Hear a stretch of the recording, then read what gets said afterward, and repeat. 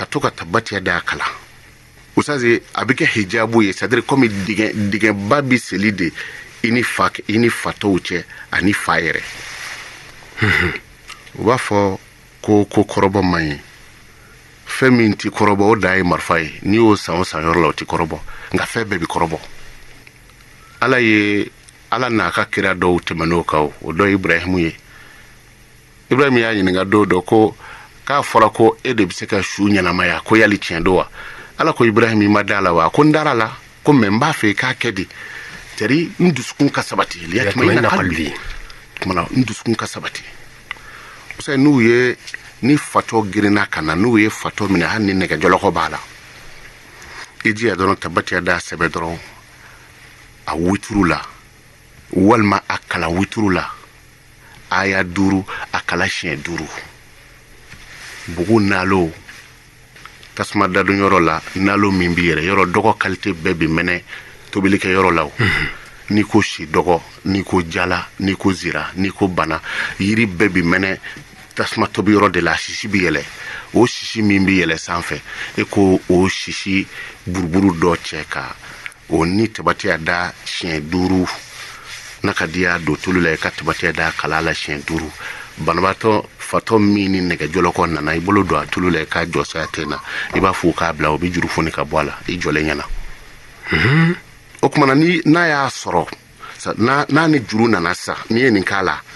hakli bisigi juru bi foni ka bola me mba fa ka kene ya pep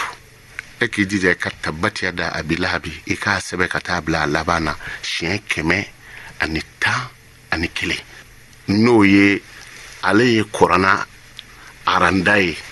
surankele suran fla suran saba suran nani kata bakara la kajigi surankele suran fla suran saba suran nani donc ale bibe suran kemeni suran tanikele nama donc asebe kemeni tanikele ala ya bla o place la guno mona itodo ala bodo tumana asebe te keme an tanikele usay bugun na lokele min flani ka o shifi mambo e ko nyamiana kala burburu sanji nana sanji taraka kala burburu muntu eko kala burburu ta jiwo yonda la ka faranyonga ika tobi ka di fatoma jinu de ya kungulo wuliwo fadona nawo walma e wurudilike amako sarawo tabati da abila habi tachen togomina na ye bana yin tachente ka mo bi kenaya usaje amini ndi mauludu kalo bonya kama parce que na fara ko kira bangini kira here ni a here belebele do parce que halada mauludu kalo jora ayini nzoro o ye belebele wa ala ba don ne gundo mununye na ka kira bangini no sojate andati senima meni ala ye kira dima ala se ka sarani foshi ni ala yerete o de ba amblanena aye kira bange ka aunga kira ka mandungi an folo de bi do aljina kono fona mandon to fona ibe haketo ni klonga ke komi jene yana nasiraw fani mimbi kana bebe binga boy kana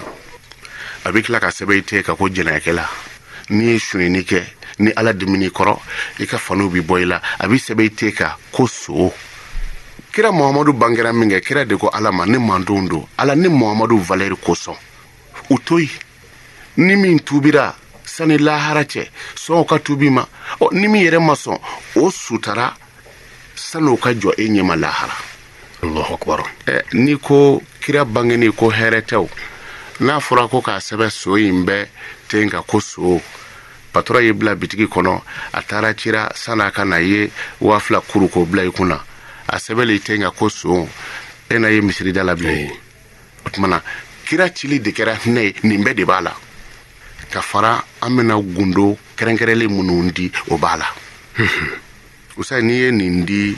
fatoma walma doroku kemeka mogomi hakili nyagami parce que doroku fana bi mogo kungolo tien ki ke fatoy obala walma jine shetana kemeka do kungolo nyagami ni sebe tukula jiwo taraka kraburuburu bunto ani buunalo eko boko ka ajila ka dati ma ba to be kami wallahi ngalila alala alamu ye ansigiya